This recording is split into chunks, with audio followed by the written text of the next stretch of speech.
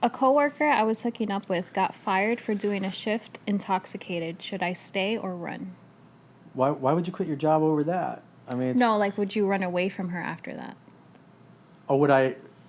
Like, keep Oh, I thought he seeing meant her, like he would keep he seeing quit her. the job. No. Like, She keep got seeing them. fired, so should he, like, avoid anything with her anymore since... Well, I think that makes it better, I guess. They're not working the same job. There's less conflict. So now if it doesn't work out, they're...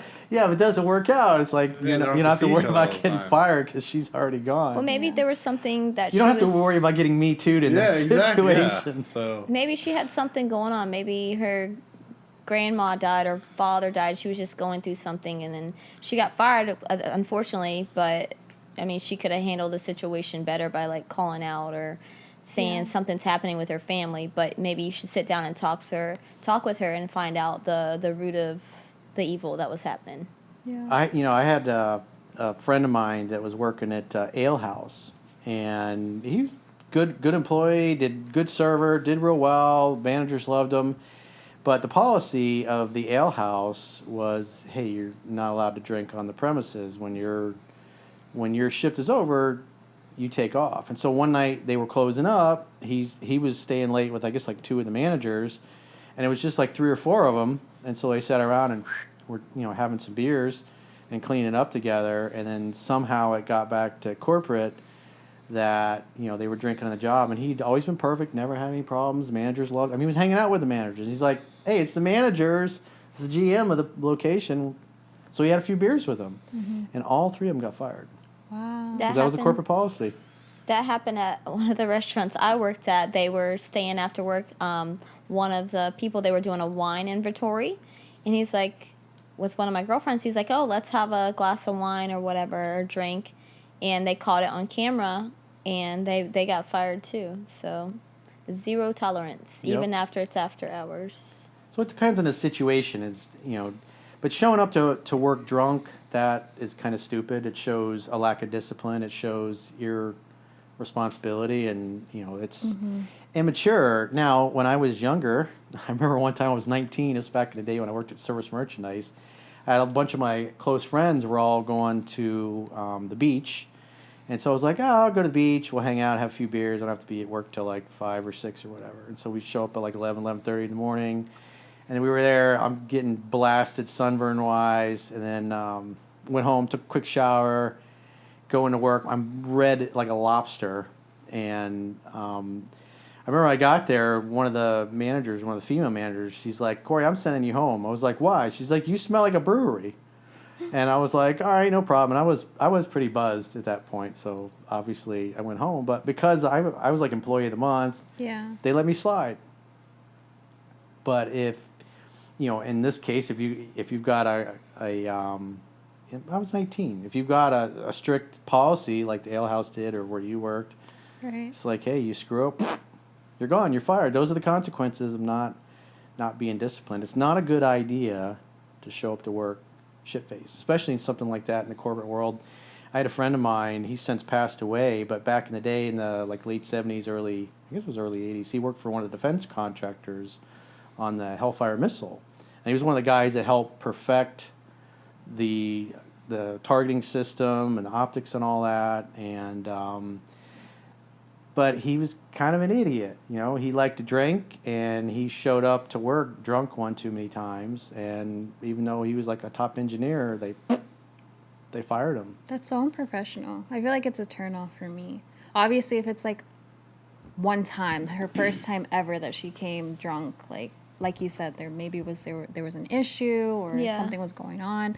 But if it's like a recurring thing where this person's not being responsible and just being kind of like trashy in the way, like, what are you doing? Like, why are you showing up to a professional environment like that? Like, grow up.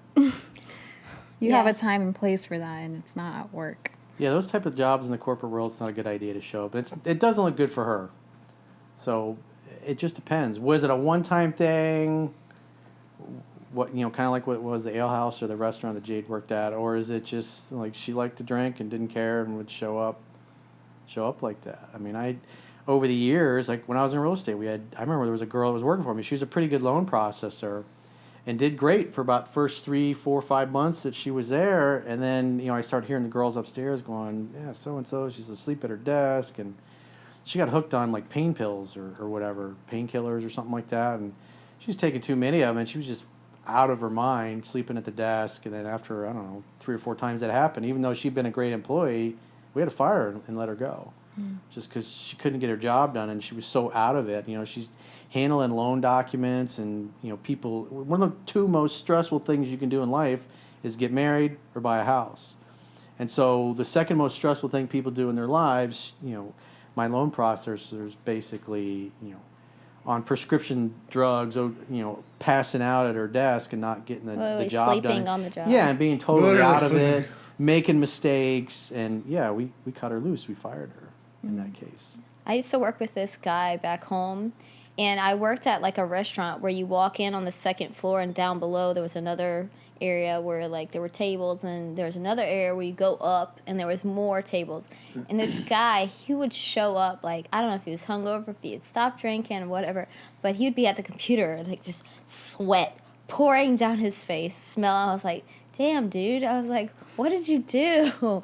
He's like, I'm like, you're gonna be like sweating just profusely. He'd be profusely sweating like everywhere. I'm like, just at the table. I'm like, you reek of like vodka, booze, whatever it was. He reeked. It was so bad. I don't even know how because the stairs, there was like freaking like 30 steps you had to Probably go sweating up. from the stairs.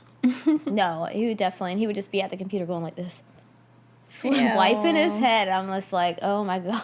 Maybe if you tend bar, it's not that big a deal. I mean, I know back when I tended bar when I was in my early 20s, it's like we were allowed to drink. Just don't get shit-faced, don't get, where you're slurring your words. And the owner of the restaurant where we worked, his older brother, who was actually really smart, but he liked to smoke weed, and he drank a lot. And he always drank behind the bar, and he was usually shit-faced to the point where, like, hey, how you doing? And he'd be slurring his words, and you watch him make a drink, and it's just sloppy. And we had one of those, the bar sinks where you have the 3 tubs, Yeah. and you got the little bristles that spin, and you clean them.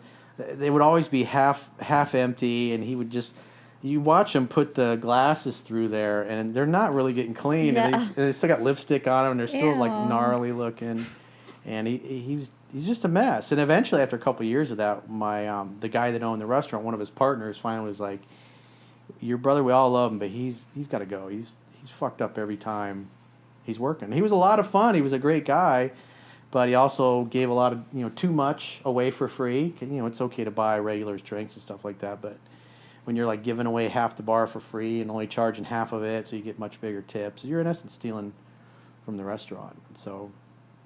Even though it was okay to do that, because the other thing, your friends come in like, oh, do a shot with us, go on. So your friends come in, they're buying shots, they buy you one, obviously they pay for it and everything, and so it was pretty common to leave work with a buzz at 2 a.m, just the nature of the business. But that was fun when we were young. But when you're doing it to get fired, not a good thing. So should he stay with her? Well, does she have a drinking problem? Was it a one-time thing?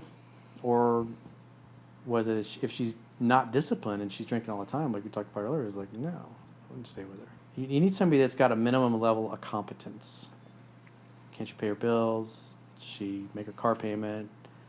Does she show up on time? Does she keep her car clean? Does she pay her rent on time? Can she hold down a stable job? Those are like minimum things that you want. If you're going to be in a relationship with another human being, they got to at least have a minimum level of competency. Don't get crazy. Because if they can't take care of themselves, how are they going to take care of kids? Yeah, I think he should just sit her down and see what was going on, and then if she was just like, oh, I was just hanging out, then yeah, he should probably. I did see a lot of that in the bar business, though, is that because pretty much the restaurant and the bar business, everybody drinks.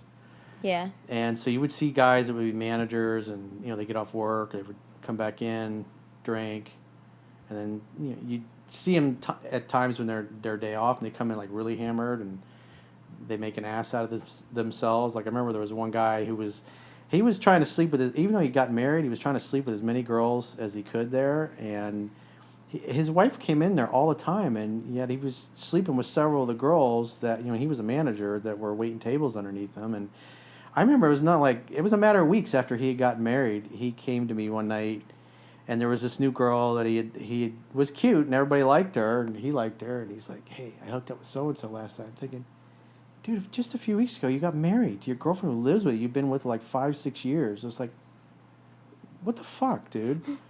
And he thought it was big fun, you know, it was funny and it was a big joke and everything, and he was the man. And then it wasn't, I don't know, maybe 2 years later, he ended up getting fired because he was, you know, his wife ended up leaving him because she found out, obviously, that he was cheating on her constantly. And she ended up leaving him for a guy who was like, I think he used to play for the Miami Dolphins, and then ran off, divorced him, and got married to the former Miami Dolphins player. And he came in, you know, he'd lost his job, and he'd gotten a job at a restaurant that, you know, wasn't as nice, and he wasn't as doing as well as when he was a manager. And he fell back down the mountain. He got a serving of humble pie. As Jocko Willink says, be humble or you will be humbled.